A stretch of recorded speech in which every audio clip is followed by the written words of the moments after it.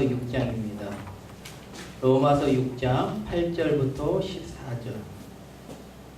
신약 247쪽입니다.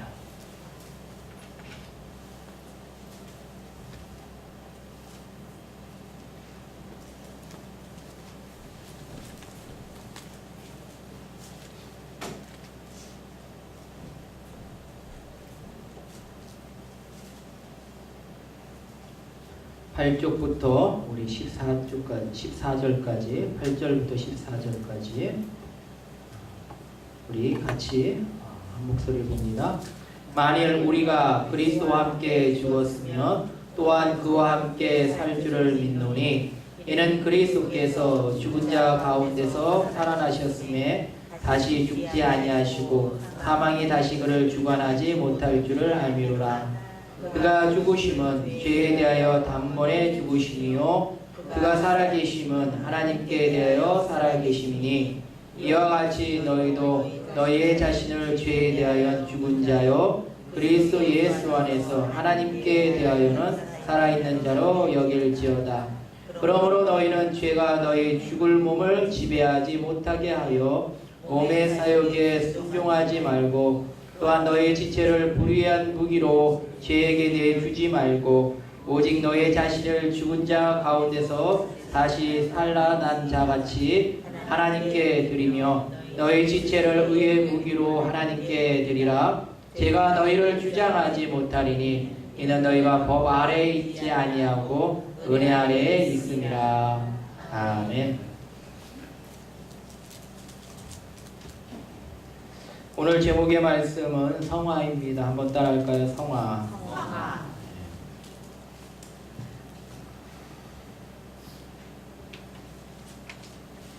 나중에 기회가 되면 이 제목에 대한 성화 이런 제목을 인터넷에 두 제목 해가지고 저는 이번 주 설교를 듣고 목사님은 성화라고 하셨는데 저는 이러한 제목을 달고 싶습니다 하고 여러분이 문자로 보내시거나 저한테 핸드폰으로 보내시거나 아니면 인터넷에 이렇게 기재를 댓글을 해주시면 나중에 좋은 상품도 제가 드릴게요. 그래서 나는 이러한 말씀 안에서 저는 제목을 이렇게 잡았습니다. 성화란 단어가 너무 어려우니까 저는 개인적으로 이렇게 했으면 좋겠습니다 하고 이렇게 할 수 있길 바랍니다. 오늘 성화라는 단어를 이야기하고 있어요. 이 성화라는 단어는요 우리가 흔히 쓰는 용어는 아니죠. 그렇죠?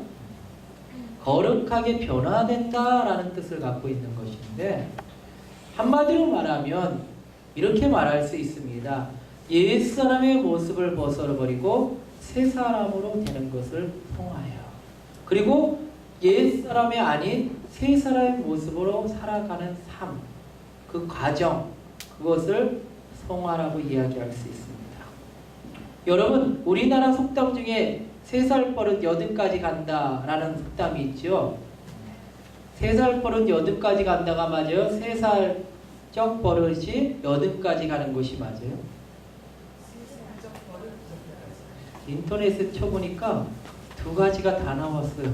그래서 이게 저긴지 모르는데 어쨌든 3살에 있던 버릇이 8까지 간다는 것은 몇 년이에요? 77년. 맞죠? 그 3살 버릇인 건 뭐예요? 결론은 태어나서 인지를 하고 이것이 어떤 것인가 대충 알 나이부터 이제 가물가물해서 내 인지가 떨어질 그 나이 어느 생각 그 시기끼를 지금이 아니라 옛날의 시대로 이야기. 지금 뭐 강건하여 100년, 120년도 사는 시대니까. 근데 그러한 때, 그때 갖고 있던 내 버릇 있잖아요. 그 버릇들이 계속 이어질 수 있다는 거예요. 근데 보세요. 3살 때 버릇이 8까지 간다고 할 때 그 중간에 뭐라 그랬어요? 태어날 때부터 죽을 때까지 버릇이 간다 이렇게 해도 되잖아요. 근데 3살이라는 단어는 아까 말씀드렸죠. 인지한다는 거예요. 내가 의식적으로 생각해서 하는 행동까지 할 수 있다는 거예요. 그러니까 이 뜻의 정확한 표현은 뭐예요? 버릇이 그렇게 안 고치면 안 된다. 그 얘기지요. 그런데 여기에 깊은 뜻을 제가 해석해 보면, 교육학적으로 해석해 보면 인지하고 있는 거. 그러니까 의지적으로 습관을 바꾸지 않으면 어떻게 되는 거예요? 끝까지 가는 거예요. 그 습관은. 내가 바꾸려고 하지 않으면 그 습관이 바뀌어지지는 않는다는 거예요. 어떻게 좀 그럴싸한가요? 좀 끄떡끄떡 좀 해보세요.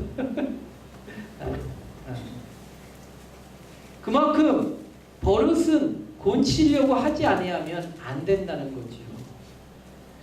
오늘 로마서 6장 8절에서 14절의 말씀, 오늘 이 말씀을 본다면 마치 그런 거예요.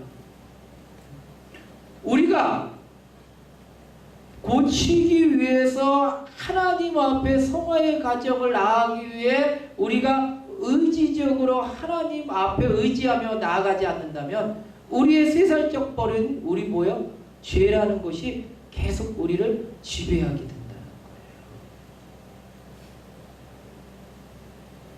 마틴 루터라는 사람이 이런 말을 했어요. 뭐라고 그랬으면, 내 주위에 새들이 돌아다니는 것을 내가 쫓아낼 수는 없다. 하늘에서 돌아오는 걸 내가 어떻게 쫓아내겠어요? 여러분이 날아가서 쫓아낼 수 없잖아요. 그런데 내 머리에 둥지를 지는 거에 대해서는 내가 할 수 있어요? 없어요? 이건 내가 조금만 신경 쓰면 못하게 할 수 있다. 이런 이야기를 했어요. 죄라는 것에 대한 어떠한 막연한 것들이 계속 움직일 수 있지만 그것이 나를 지배하고, 오늘 성경 1절에 나를 종노릇하도록 만드는, 마치 내 주인이 죄악으로 가득 차 있는 마귀가 되지 못하도록 할 수는 있다 없다? 할 수는 있다는 거예요. 그런데 쉬워요 어려워요? 어려워요. 넘어지기도 합니다.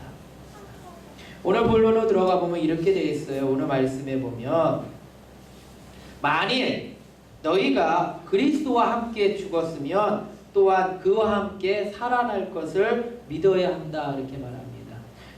요마서 6장의 말씀은 성경의 이야기보다는 교리적인 말씀이에요. 오늘 말씀은 교리와 그 다음에 성경의 이야기를 같이 나눠보려고 합니다. 보면 너희는 뭐예요? 그리스도와 함께 죽어야 한다는 거예요. 우리는 그 죽는다는 표현을 우리는 이미 하고 있었어요. 뭐예요? 세례라는 것을 통해서 우리는 표현했어요. 모든 사람들 앞에서 나는 죽고 오직 예수 그리스도 안에서 살겠습니다. 예수님의 죽으심과 부활을 믿습니다. 라고 모든 사람들 앞에서 공포하며 나아갔어요. 그게 세례거든요. 그런데 이제 그것이 어떻게 돼요? 이제 그리스도의 죽은 자 가운데서 사망이 다시 주장하는 것을 주장하지 못하도록 하는 것을 알고 있지 않느냐. 좀 어려운 내용이 무슨 이야기면, 예수님께서 죽은 자 가운데서 살아나셔서 첫 열매가 되셨기 때문에 이제 사망이 우리를 주장할 수 없다는 거예요. 죽음이 우리의 끝이 아니라는 뜻을 갖고 있는 거예요. 우리가 죽으면 지옥에 가는 사람이 아니라는 거예요. 이제는 예수님께서 부활하셨기 때문에 우리는 죽은 자가 아니라 산 자가 된다는 것입니다. 그래서 예수님께서 그런데 죄에 대하여 단번에 죽으셨어요. 구약시대는요, 죄를 전가하기 위해서 짐승들에게 안수하고 그 짐승을 잡아서 하나님 앞에 예배를 드릴 때 제물로 드렸어요. 그리고 나서 또 죄를 지며 또 했어요. 그래서 1년에 남자들은 3번씩 절기 와서 하나님 앞에 희생제물을 드려야 한다고 했어요.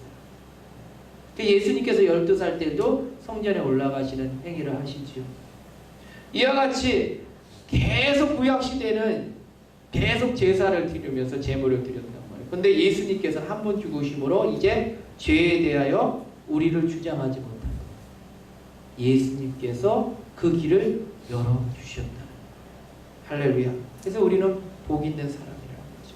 그렇기 때문에 이제는 어떻게 되느냐? 죄에서 죽고 하나님을 위하여 예수 그리스도 안에 사는 사람들이다. 그래서 뭐야? 곧 그 이름을 믿는 자들이 하나님의 자녀가 되는 권세를 주셨으니 이제 뭐예요? 마귀의 자녀가 아니라 하나님의 자녀가 된다는 거예요. 할렐루야. 하나님의 자녀가 됐습니다. 기쁨의 자녀가 됐습니다. 우리 옆 사람과 인사합시다. 당신은 하나님의 자녀입니다. 별로 뭐 자녀된 거 기쁘지 않으신가 봐요. 좀 축복하는 내용이에요. 다시 한번 뒷사람 갑시다. 당신은 하나님의 자녀가 되었습니다. 그러면 이제 하나님의 자녀가 됐어요. 그럼 하나님의 자녀가 된 자가, 이 자녀가 된 우리 성도들이 어떻게 살아가야 될 것인가? 그게 12절부터 14절에 기록되어 있어요. 그러면 어떻게 살아가야 돼요? 이 어떻게 살아가느냐라는 것을 한문으로 이야기하면 오늘 제목이에요. 성하예요. 그럼 어떻게 살아가느냐? 하나님의 자녀가 됐어요. 이제 우리는 어떻게 살아가야 되느냐? 그것에 대하여 이렇게 말합니다. 먼저 죄가 죽을 몸을 지배하지 못하도록 성경의 말씀을 그대로 기록했어요. 왜냐하면 현대인 성경이라든지 세번역 성경이 공동번역 성경이 있어요. 이게 보면 성경도 여러 가지가 있거든요. 저희 이제 서재에 가면 성경만 8권이 있어요. 왜냐하면 다 틀려요. 보면 원어 성경이 몇 개 있고, 그 다음에 뭐 히브리어, 헬라어, 영어, 그 다음에 아까 말씀드렸던 건 일반 지금 갖고 있는 성경책, 그 다음에 성경의 주석 성경책, 그 다음에 뭐가 또 있어요? 새 번역이라고 해서 한동안 쉽게 번역한 책이 하나 있었어요. 그리고 카톨릭에서는 공동 번역이 있어요. 거기는 중간에 외경이 있어요. 그 카톨릭 미사 드릴 때 쓰는 성경이 있고, 그 다음에 현대인 성경에서 현대인들에게 너무 쉬운 풀이, 이거 잘 이해 안 되는데 한문이 아니라 막 한글로 풀이하는 것처럼, 한문도 한자도 다 한글로 풀이하고 현대의 성경이 있어요. 하여튼 여러 성경이 있어요. 그런데 오늘 말씀을 그대로 기록했어요. 왜냐하면 현대인의 성경에서는 원어적인 표현을 좀 빼놨어요. 쉽게 표현하다 보니까 정말 중요한 단어를 빼놨어요. 뭐가 중요하냐? 오늘 읽은 말씀에 12절에 정말 중요한 말씀이 있어요. 보세요. 그러므로 앞에 있는 것에 대한 결과지요. 그러므로 너희는 죄가 너희의 죽을 몸을 지배하지 못하게 하여, 이렇게 돼서 이 단어가 참 중요해요. 옛날 하면 줄치고 돼지꼬리 땡땡이에요. 왜 중요하냐? 보세요. 죄가, 주체가 뭐예요? 죄가 너희의 죽을 몸을, 너희의 죽을 몸이 누구예요? 여러분 육신, 육체라는 거예요. 인간은 육과 혼과 영으로 되어 있죠. 근데 이제 혼과 영으로 합쳐서 영혼이라는 보통 단어를 쓰지만 성경 들어보면 육이 있고 혼이 있고 정신, 필, 느낌, 그 다음에 뭐예요? 영이 있어요. 하나님을 찾는. 근데 여기 보면 죄가 너의 죽을 몸, 이 육신적인 거, 죽을 몸을 지배하지 못하게 하는 거. 그러면 뭐예요? 죄가 육신의 몸을 지배하고 있다는 거, 안 한다는 거예요. 지배하려고 하는 거예요. 이 죽을 몸을 갖고 있기 때문에 우리는 항상 넘어질 수 있다는 거죠. 이 육을 갖고 있다는 것은요, 시험에 든다는 뜻이에요. 여러분 한번 이렇게 상상을 이렇게 생각하시면 돼요. 내가 아프면 신앙이 나태해질 수 있을 수가 있지요. 그게 더 심하면 심할수록. 더 위에 올라가면 올라가서 정말 죽음의 문턱까지 갔을 때, 아니 그 사형 선고 같은 일들이 일어났을 때 그 신앙의 대표적인 것이 원망과 낙심이 오게 되어 있어요. 그러다가 이제 이겨나가죠. 근데 이 육신이 있기 때문에요. 이 육신은, 그래서 뭐예요? 육신을 마귀는 항상 쳐요. 그래서 어떻게 해요? 우리를 넘어뜨리는데 육신을 이용한단 말이에요. 근데 이 죽을 몸이 죄가 지배하도록 하지 말라는 거예요. 그게 뭐예요? 성화의 가정이라는 거예요. 여러분 그러면 아파도 교회에 나와 예배 드려야 돼요? 안 드려야 돼요? 예배 드려야 돼요. 내가 살기 위해서. 예배에 치유가 있는 줄 아시죠? 예배에 치유가 있습니다. 예배의 찬양 가운데 치유 있고요. 기도 가운데 있고 말씀 가운데 치유가 있어요. 근데 여기 보니까 죽을 몸이 있기 때문에 언제나 시험에 들 수 있어요. 그렇기 때문에 어떻게 해요? 몸의 사욕에 순종하지 말라는 거예요. 몸의 사욕, 사적인 욕심, 종욕, 세상의 육신의 종욕, 그 종욕으로부터 순종하지 말라는 거예요. 육신이 내 몸이 지배하는 대로 따라가지 말라는 거예요. 내 육신의 지배함에 따라가면 어떻게 돼요? 잘못하면 내 몸이 뭐의 무기가 돼요? 불의의 무기가 된다는 거예요. 그래서 어떻게 해요? 내 육신을 날마다 쳐 복종하여 하나님의 법을 따라가야 된다. 그래서 어떻게 해야 됩니까? 너희 지체를 불의한 무기로 죄에 내어주지 말고 오직 자신을 죽음에서 살리신 하나님 앞에 의의 병기로 드리라는 거예요. 여기 중요한 것은요. 또 하나는 뭐야? 하나님 앞에 들이대 무기라는 단어를 쓰고 있어요. 현대인 성경에 무기라고 아니라 다른 단어를 쓰고 있어요. 방법 이런 방법을 썼어요. 근데 사실은 원어대로 무기가 맞는 거예요. 왜 무기라면 이건 뭐예요? 적극적으로 해야 될 어떠한 공격의 도구예요. 그러니까 불의한 무기가 된다는 건 뭐야? 불의에 쓰도록 내가 의지적으로 쇠살버섯에 갖고 있는 것을 의지적으로 안 고치는 거예요. 내가 불의한 무기로 계속 쓰기를 남겨둔다는 거예요. 내가 의식적으로 이건 하나님의 뜻이 아니라고 계속 쳐서 복종해야 되는데 그렇지 않고 놔두면 어떻게 해요? 불의한 무기가 되는 거예요.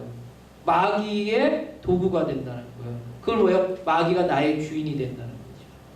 그래서 어떻게 하라 했어요? 하나님의 의의 무기가 되는 거예요. 의식적으로라도 하나님 편으로 나아가도록 날마다 어떻게 해야 돼요? 나를 복종해야 돼요. 그래서 그렇게 나아가지 않으면 안 된다는 거죠. 그래서 마지막 결론이 죄가 너희를 주장하지 못하도록 너희는 은혜 안에 있으라는 거예요. 할렐루야. 그런데 오늘 이 말씀을 가지고 또 풀어서 해석한 게 오늘 보조 이야기 속에 한 사람의 인물에 대한 얘기가 있어요. 이게 누구냐? 다윗이에요. 한번 다윗의 이야기를 들어보고 결론을 한번 내려보세요. 다윗이 사무엘하 10장에 보면 마지막 11장은 여러분이 잘 아는 그 내용이고 10장 18절 15절부터 쭉 내려가서 18절에 보면 아주 이스라엘 백성을 엄청나게 괴롭혔던 두 민족이 있어요. 나라라고 할 수 있을까요? 사람들이 있었어요. 그게 누구면 모압, 아랍과 그 다음에 암몬 사람들이었어요. 근데 다윗이 얼마나 강대한 힘을 가졌는지 다윗이 백성들과 함께 나가서 싸워서 아랍 사람들을 싸워서 이겼어요. 그래서 이긴 것이 보니까 다윗이 아랍 병거 700대와 그 다음에 마병 4만 명을 죽이고 또 그 군사령관 소박을 치며 거기서 죽었다는 거예요. 전쟁의 승전구를 얘기하는 거예요. 700대면 탱크 700대라는 거예요. 그리고 여기 보면 병거 700대면 탱크가 700대고 마병 400명이면 훈련받은 해병대 4만 명을 죽였다. 그냥 병사도 아니에요. 그리고 그의 군사령관 지금 말하면 국방부 장관을 죽였다는 거예요. 그러면 전력이 얼마나 완전히 소멸된 거예요. 그래서 어떻게 됐어요? 아랍 군대가 이스라엘 백성을 두려워해서 아랍이 친히 와서 하친하고 이제 조공을 바치는 그러한 일들이 일어나요. 이게 얼마나 큰 일이면 나중에 아랍이요 북이스라엘을 멸망시켜요. 아주 괴롭혀요. 그런데 중요한 거는 여기 보니까 아랍이 두려워했다는 거죠. 그러니까 다윗이 이끌고 나가서 이스라엘 백성이 아주 큰 승리를 거두고 나갔단 말이에요. 그런데 여기 보니까 뭐라고 되어 있느냐 마지막에 보면 이렇게 됐어요. 아랍 사람들이 두려워하여 다시는 암몬 자손을 돕지 아니하더라. 하나 남은 백성이 있어요. 뭐예요? 암몬. 그래서 11절에 보면 이렇게 되어 있습니다. 그해 다음에 돌아온다. 이제 전쟁을 했는데 더 이상 할 수가 없어서 겨울이 되니까 물이 이제 안 되니까 봄이 되어서 다시 전쟁할 때가 돼서 이제는 뭘 치러 나갈까요? 어느 민족? 암몬이라는 자손을 치러 나가는 거예요. 암몬 자손을 치기 위해서 그의 부하들과 온 이스라엘 군대를 보냈어요. 근데 가는 것보다 승리해서 이제 암몬 자손의 수도, 암몬이란 그 나라의 수도인 랍바라는 지역 성을 에워싸게 됐어요. 그 시기에 다윗은 무엇을 하고 있었냐? 예루살렘에 있었다는 거죠. 지금 아랍 군대를 치고 암몬을 쳐야서 전쟁이 끝나야 그 다음에 이제 평화 시대가 올 아직 전쟁의 아직 시기였어요. 그런데 다 부하들은 이제 전쟁에 나갔고 온 이스라엘 백성도 지금 다 나가서 싸우는 그 시기에 다윗은 무엇을 하고 있냐? 예루살렘에서 지금 머물고 있었습니다. 이게 심각한 내용이 됩니다. 이게 다윗이 죄로 이 둥지에 들게 되는 그러한 시작이 되는 것이죠. 이스라엘 백성이 지금 나가서 하나님과 함께 전쟁에 나가야 될 때에 다윗을 통하여 하나님께서 뭐 아랍의 그 큰 데를 이길 수 있도록 하셨는데, 그렇다면 다윗은 나갔어야 되는 거예요. 성경적으로 이해한다면 다윗이 지금 이끌고 나가서 싸워야 되는 그 시기였단 말이에요. 근데 다윗이 그러지 못했어요. 그리고 또 설명이 뭐라냐, 저녁 때 되었을 때 낮잠을 신나게 주무셨어요. 그리고 나서 저녁이 되었어요. 이게 지금 앞에 1절과 2절이 너무나 달라요. 앞에는 전쟁의 지금 심각한 상황을 이야기하고 있고, 다윗은 너무나 평안한 거예요. 누릴 거 누리고 있는 시기였어요. 그래서 저녁이 되어 이제 일어나서 침상에 일어나서 왕궁 옥상에서 거늘고 있었습니다.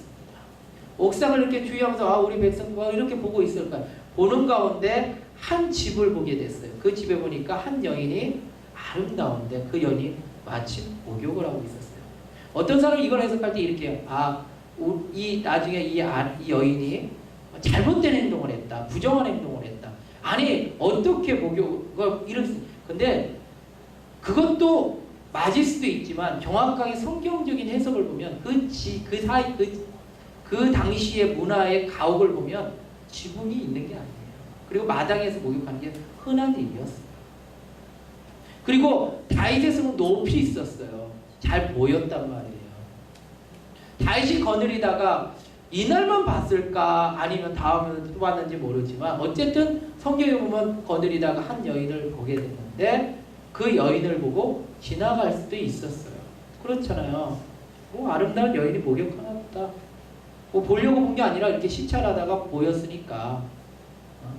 그런데 지나가야 되는데, 그래서 생각이 뭐 새가 왔다 갔다 하는 거 그렇게까지는 될 수 있는데 여기에 둥지가 드는 것을 해치지 않은 일을 했어요. 이게 뭐냐? 여기 보니까 그 여인을 보고 아름다워 다윗이 사람을 보냈어요. 왜 보내요? 보내가지고 그 여인이 누군가를 알아보게 했어요. 여기서부터 잘못된 거예요. 이것이 뭐예요? 아까 로마서 6장 12절의 말씀에 보면 죽을 몸이, 죄가 죽을 몸을 지배하지 않도록 몸의 사욕으로부터 순종하지 말라고 그랬잖아요. 몸의 사욕, 뭐예요? 정욕. 지금 다윗은 뭐 하고 있냐? 로마서 6장 12절의 말씀을 보면, 그래서 보내가지고 누구냐 했더니 엘리암의 딸이요 햇사람 우리아의 아내 바세바라는 거예요. 거기까지도 돼요. 그래도 조금 됐을 때 툭 치는데, 그런데 중요한 건 다윗이 전령을 보내요. 그 전엔 재밌어요. 다윗이 사람을 보냈어요. 그 다음에 다윗이 전령을 보냈다고 했어요. 사람과 전령은 달라요. 그렇죠? 사람은 그냥 뭐 이장님 저기 한번 알아보세요. 뭐 이런 정도였어요. 근데 전령을 보내면 비밀리에 보냈다는 뜻이에요. 의도적으로 보냈다는 거예요. 그래서 전령을 보내가지고 그 여자를 다시에게 데려오게 합니다. 그리고 나서 그 여인과 동침하여 그 여인을 집으로 보내요. 이것이 몸의 사욕에 순종한 다윗의 모습이에요. 이것은 다윗에게 해당되는 말씀이 아니었어요. 그래서 그리고 나서 나중에 보내니까 그 여인이 임신하게 됐죠. 그 다음에 성경은 내가 여기 본문에는 없지만 그 다음에 이야기를 하면 이렇게 되잖아요. 그 다음에 어떻게 됐어요? 그것에 대하여 무마시키기 위해서 우리아를 일부러 죽이는 모략을 합니다. 그러니까 죄가 점점 커져가지고 어떻게 돼요? 이제 아주 중지가 아니라 여기 아주 떡칠을 한 거예요. 그래가지고 이제 더 이상 죄라는 게 벗어날 수 없을 만큼 나간 거예요. 어디까지? 우리아를 죽여서 하나님의 징계를 받을 때까지. 죄가 지배함으로 인하여 이제 어떻게 되는 거예요? 하나님의 의의 무기가 됐던 다윗이 마귀의 불의의 무기가 된 거예요. 그것도 의식적으로. 그래서 어떻게 됩니까? 나단 선지자를 보내서 예하를 통해서 다윗을 치시잖아요. 그러니까 다윗이 자신의 죄를 하나님 앞에 회개합니다. 그랬더니 뭐래? 내가 낳을 이 아이는 죽을 것이다. 왜 죽어요? 다윗 너의 범죄야. 그래서 그 아이가 죽게 되잖아요. 그리고 나서 공의를 여기셔서 하나님께서 주신 아들이 솔로몬이잖아요. 사랑하는 성도, 우리의 인생의 삶은 다인만이 그럴 거냐는 거죠. 우리의 삶에서도 우리도 그렇게 될 수 있다는 거예요. 우리도 우리의 삶에서 의식적으로 하나님의 편에, 하나님의 법, 하나님의 의의 부기로 나아가지 않으면 우리의 육신이 우리를 넘어뜨리게 하는 도구가 된다는 거예요. 그래서 어떻게 됩니까? 이제 우리의 육신을 은혜 안에 거하는 자가 되어야 돼요. 사랑하는 성도 여러분, 여러분은 하나님의 사람으로서 죄가 둥지를 짓지 않도록 어떻게 하시겠습니까? 여러분의 죄가 가득 차서 이제 더 이상 그 죄로 인하여 더 죄악적으로 갈 때 여러분은 어떻게 하시겠습니까? 그러기 전에 어떻게 돼요? 걷어내야죠. 우리는 3살부터 8까지 가면 안 돼요. 영적으로도 마찬가지. 우리의 죄악의 버릇이 하나님의 사람, 하나님의 자녀로서 거듭났는데도 그것을 계속 가지고 있으면 안 돼요. 그럴 때 어떻게 길을 걸어야 돼요? 성화의 길을 걸어야 돼요. 사랑하는 성도 여러분, 한 주의 삶도 주님의 은혜 가운데 이렇게 하나님 앞에 의의 무기로 드리는 그러한 신앙의 삶이 되길 주님의 이름으로 축원합니다. 기도드리겠습니다. 지극히